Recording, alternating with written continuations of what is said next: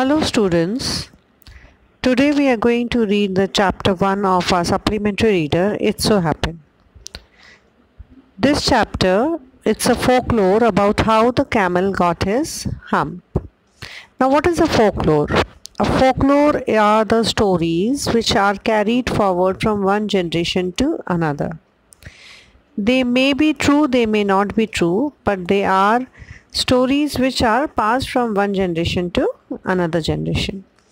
Now in this story, how the camel got his hump, it was the world has just begun and the animals were working for humans. There was one lazy animal that did nothing and only said hump. Whenever anyone asked anything to him, he just said hump. And even the clever jinn was at his wits' end. So let's begin with the story how the camel got his hump. In the beginning, when the world was new and the animals were just beginning to work for man, there was a camel and he lived in the middle of a howling desert because he did not want to work. Now, animals started working for men and there was one camel who did not want to work at all. And so what he did was he just went and lived in the middle of a howling desert. Deserts are always howling. Why howling word is used for desert? Howling is the sound produced, by the desert when the wind is blowing in the desert. Now there is no obstruction, so it makes a very howling sound. So that is why howling desert, because he did not want to work. Now this camel, he ate sticks and thorns and prickles, and when anyone used to speak to him, he was too clever. He did not respond. He was so lazy that he did not want to be in any argument, so he just used to respond by saying humph. Presently, the horse came to him on Monday morning with a saddle on his back and said, now it was Monday, and the horse came to him and he said that, camel, oh camel, come out and trot like the rest of us. Now this camel, he was having a saddle on his back, and saddle is that cover which is kept on the horse on which the rider sits and rides. So he asked, camel, oh camel, come out and trot like the rest of us. So come out and just walk like rest of us, like the work like how we are working. You also come and work with us. Humph, said the camel, and the horse went away and told the man. Now the camel did not say anything, no, yes, he just said humph. And the horse understood that it's no use telling him anything, so it's better to move. So he went away and then he went to the man and he told the man that it is senseless. I went and told him, but he did not reply. He only said humph. Presently the dog came to him with a stick in his mouth and said, camel, oh camel, come and fetch and carry like the rest of us. So camel, oh camel, come and fetch and carry like the rest of us. Now first horse came and tried. Now it was the chance of the dog. The dog came and he said, camel, see, I am also fetching sticks, so you also come and fetch sticks with the rest of us. All of us are working, you also come and work with us. The camel was smart enough. He did not respond anything. He just said humph. And the dog went away and told the man. So the dog also understood that it's no use telling him anything. So he went to the man and he told the man that the camel is not responding properly. He's just saying hump. Now it was the chance of the ox. The horse had tried, the dog had tried. Now came the ox with the yoke on his neck and said, camel, oh camel, come and plow like the rest of us. Now the ox came to him and he said, the ox had a yoke on his neck. You must have seen a cart, a bullock cart. So there is a wooden frame which is there, which connects the cart to the ox. So that is called yoke. So this ox came with a yoke on his neck and said, camel, oh camel, come and plow like the rest of us. "Humph," said the camel, and the ox went away and told the man. Now the camel said, "Humph." Now the ox came and said, "See, we all are doing some of the other work and I am plowing the field, so you also come and plow with us." So the camel, smart fellow, did not say anything, so he just said, "Humph." And the ox went away and told the man. At the end of the day, the man called the horse and the dog and the ox together and said, "303, I'm very sorry for you." Now all the three animals, they tried their best, but it was of no use. The camel did not listen to them. So at the end of the day, what happened? The man, he called all the three animals and he said, "See, I'm very sorry for you. I know you people are working hard, but the amount of work which I need to complete with your help, that is to be completed. Now the problem is that the camel is not coming. So his share of work also you people have to do." So he said that, "I'm very sorry for you, but that hump thing in the desert can't work, or he would have been here by now.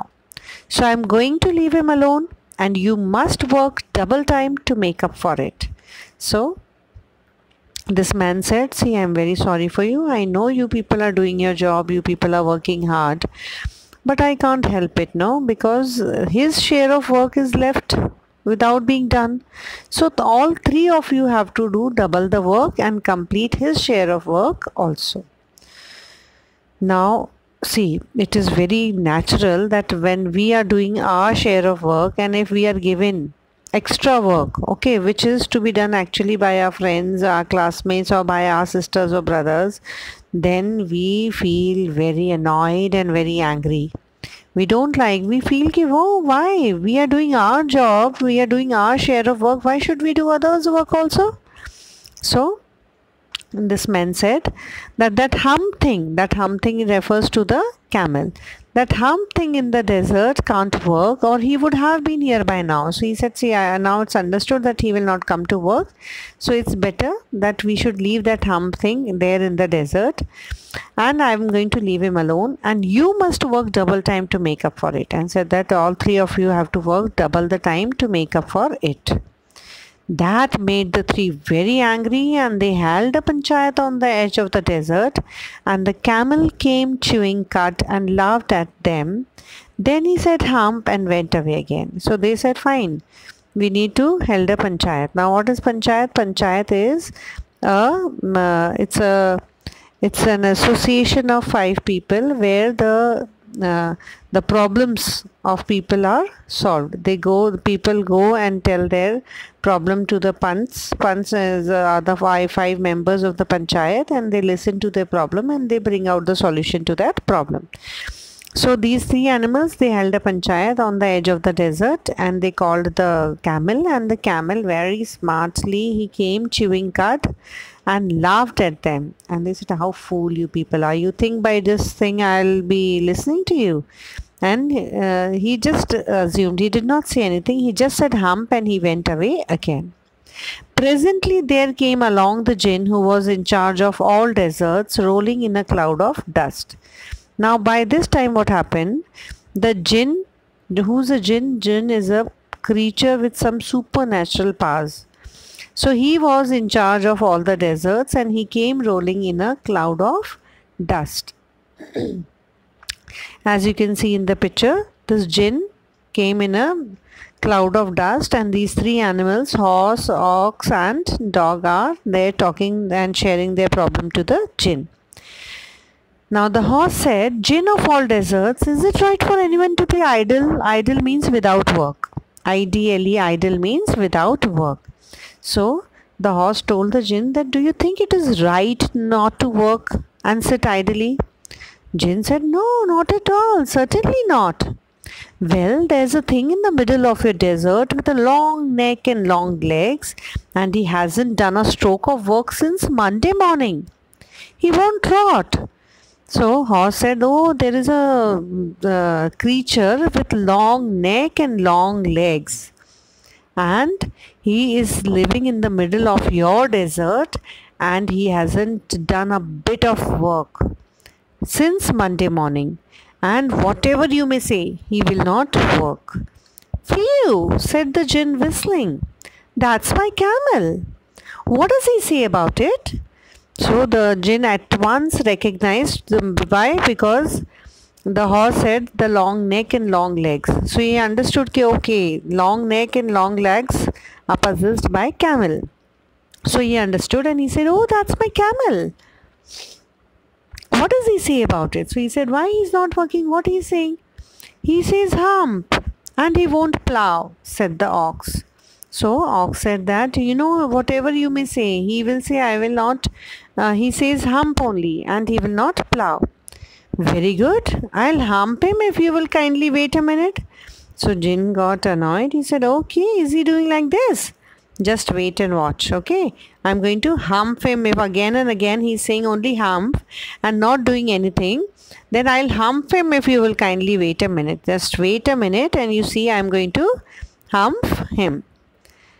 Now we come to the second part. The Jinn rolled himself up in the dust cloak and took a walk across the desert and found the camel looking at his own reflection in a pool of water. Now this Jinn, he rolled in the dust cloak. Cloak is the garment, okay, which a loose garment which people wear. So his garment is dust cloak, means it was a dust of cloud. Cloud of dust, and the Jinn rolled himself up in a cloud of dust and took a walk along the desert and found the camel looking at his own reflection in a pool of water. So when the Jinn reached the desert, he saw that the camel was looking his own reflection in a pool of water. My friend, said the Jinn, what's this I hear of your doing no work? So the Jinn said that, my friend, what I'm hearing? I heard that you are not ready to do any work and you are not doing any work since Monday. The Jinn sat down with his chin in his hand while the camel looked at his own reflection in the pool of water. Now the Jinn sat down and he kept his chin in his hand and he observed the camel, and what the camel was doing? The camel was looking his own reflection in the pool of water. Now, why do we see ourselves in the mirror? Because we want to admire ourselves. Wow, how beautiful I am looking. So, we want to admire ourselves. That is why we look. So, the camel was also doing the same thing. He was looking in his own reflection in the pool of water. You've given the 3 extra work ever since Monday morning, all on account of your idleness, said the Jinn. And he went on thinking with his chin in his hand.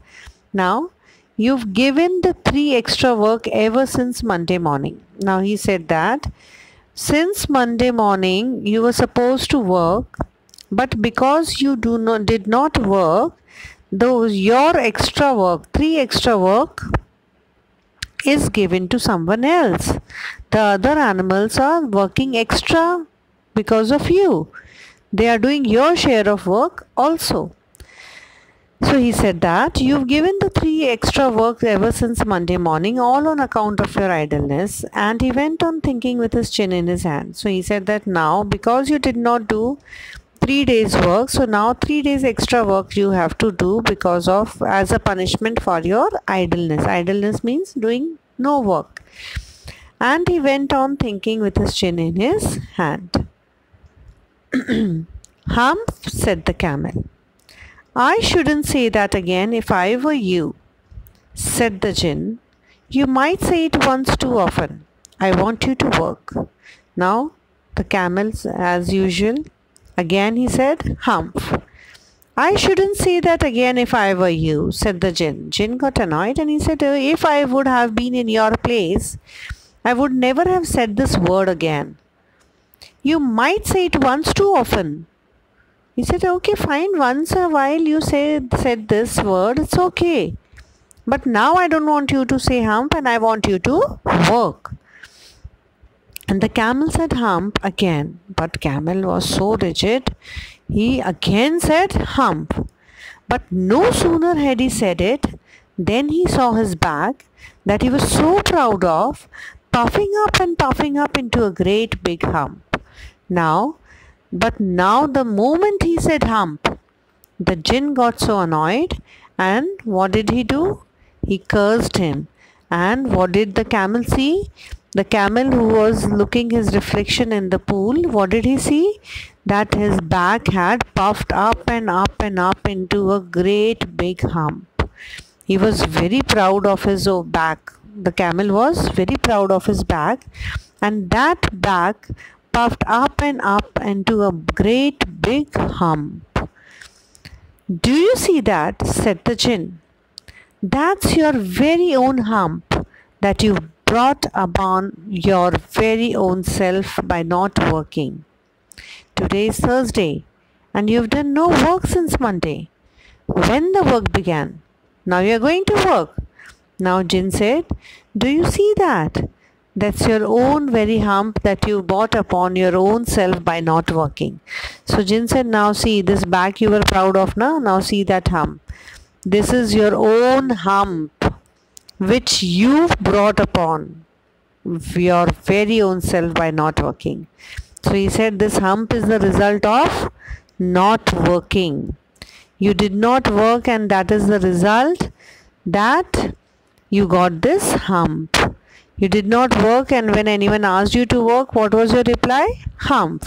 So now this hump is the punishment for your not working. Today is Thursday, and the work started on Monday. So now you've done no work since Monday. So when the work began?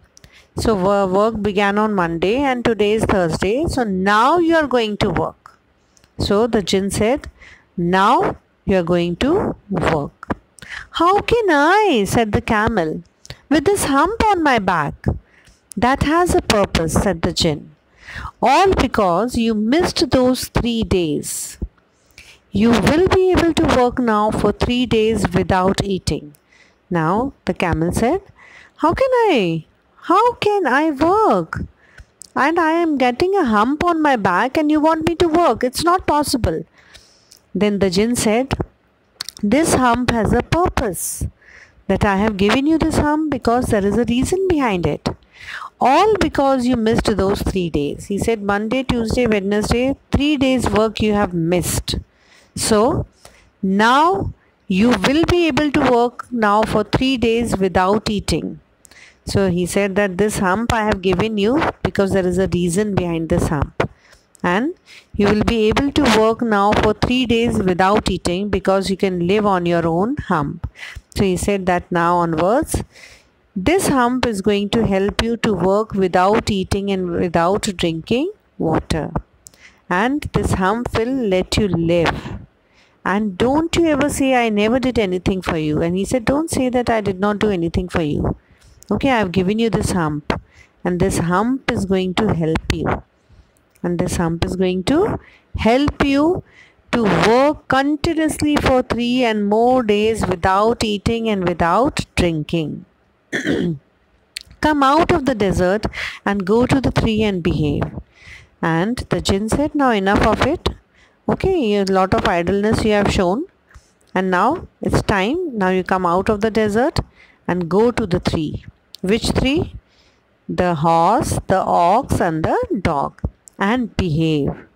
And behave means, and you need to behave properly with them. And the camel went away to join the tree. And the camel understood that hump was a punishment plus an advantage because he could work for 3 days without eating or drinking water. And from that day to this, the camel always wears a hump. And from that day to this day, the camel always wears a hump. We call it hump now, not to hurt his feelings. Now, actually, because he used to say hump, so it was named hump. But then the camel should not feel bad, so the hump changed into hump. We call it hump now, not to hurt his feelings. So his feelings are not hurt. That is why we call it hump and not hump. But he has never yet caught up with the 3 days that he missed at the beginning of the world, and he has never yet learned how to behave. But this camel, he was never able to catch up with the 3 days that he missed. Those 3 days, Monday, Tuesday, Wednesday, which he missed, he was not able to catch up with those 3 days which he had missed, and he has never yet learned how to behave. Until today, he is that same, and he has not learned to behave till date. So, students, what we came to know, that due to the idleness of this camel, he got this hump. Now actually Rudyard Kipling is trying to convey a message that whatever wrong we are doing, or if we are sitting idle, so we are going to get a negative result of that. Now he was punished with a hump. Why? Because again and again he was telling hump. Instead of responding, instead of working, his response was hump. So this jinn gave him a hump, and in a way this hump was useful to him. Now if scientifically we go, that hump is an accumulation of fat, and when the camel is walking continuously in the desert, and as you know, deserts do not have vegetation, do not have water. So when these camels are walking continuously to the stretch of sand, it doesn't eat, it doesn't drink water, and it walks continuously. So what is happening? How he is able to walk? Because of the accumulation of fat in his hump. That fat gives him energy to work, and that is why after many days, when the camel returns from their journey in the desert, their hump reduces. So when they are not able to get food and water, they take energy from their restored energy in their hump. So this story, how the camel got his hump, shows us that due to the idleness which he did for 3 days, he had to suffer, and he had to bear that big hump on his back. Yes, so students, I hope you have understood the story and enjoyed reading the story. Now you can read more such folklores to entertain yourself. Thank you.